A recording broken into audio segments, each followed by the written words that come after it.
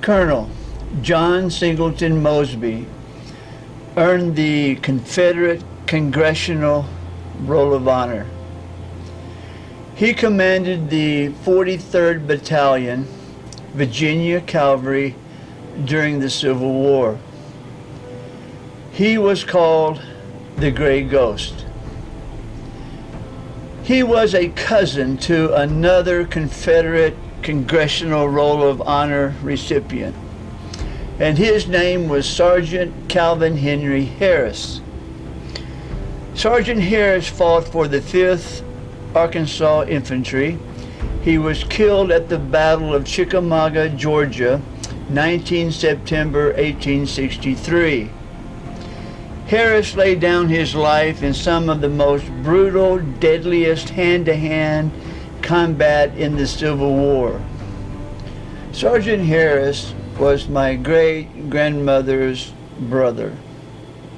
And in the history room here is a picture of my great-grandmother. She was old at this time, and when her brother was killed at Chickamauga, she was only about 10 years old. Next to her in this picture is her husband, Hosea Elkanah McGee. He was a Confederate soldier from North Carolina. There are two main points that I want to express. The first one, I believe it was Colonel Mosby's fate, his destiny, that he would become a legend. And Sergeant Harris was well on the same road until he was killed at the Battle of Chickamauga, Georgia, 19 September 1863. Their ancestors, Mosby, Harris, were neighbors. They intermarried into each other's family. Their ancestors were American Revolutionary soldiers. These Revolutionary soldiers, and I'm talking about the ancestors of the Gray Ghost and Sergeant Harris, sacrificed their lives, their fortune, and their family for what they believed in, and because their homeland was invaded. So did their descendants, John Singleton Mosby, John Calvin Harris, also sacrificed their lives, their fortune, and their family for what they believed in, and because their homeland was invaded.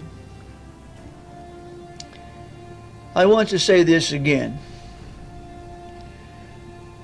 Mosby and Harris' ancestors were revolutionary soldiers.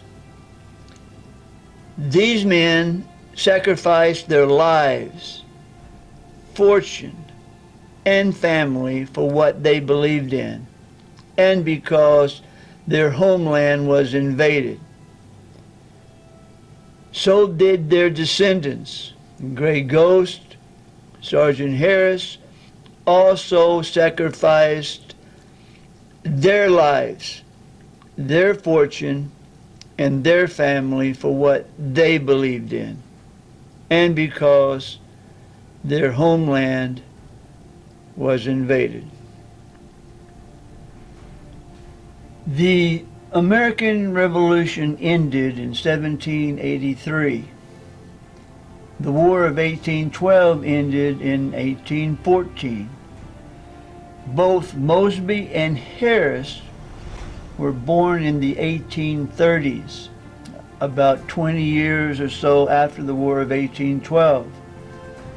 These men had the chance to sit down and talk about the war and the horrors of war. Their ancestors fought the most mighty army and navy on the planet, and they won. Colonel Mosby, Sergeant Harris, knew about the hardships of a soldier's life. They learned it firsthand from family members. They learned the agony, the blood, the dying. They learned firsthand that the soldiers in the American Revolution and also the War of 1812 were poorly clothed, often hungry, not well paid, and oftentimes not paid at all. These soldiers were ill-equipped, ill-supplied, and often were outnumbered. Who were some of these family members? Well, for example, there was a Colonel Mosby in the American Revolution. And then in the War of 1812, he became a brigadier general. Also, there was a Major William Lee Harris. Also, he had two sons that were soldiers, Major John Harris and a Captain Matthew Harris. Sergeant Harris, before he was killed, he wrote a letter home. And here is the original letter. It's behind protective glass. And in this letter, this is what he said, and I quote, "If I never get back home again and I am killed in the Army, I think I am in a just cause." And then later in the letter, he closes it by saying, "Yours until death." And then he was killed at Chickamauga in 1863. When the Civil War broke out in 1861, just like their ancestors in the American Revolutionary War, these men risked all also. They risked their lives, they risked their fortunes and their family.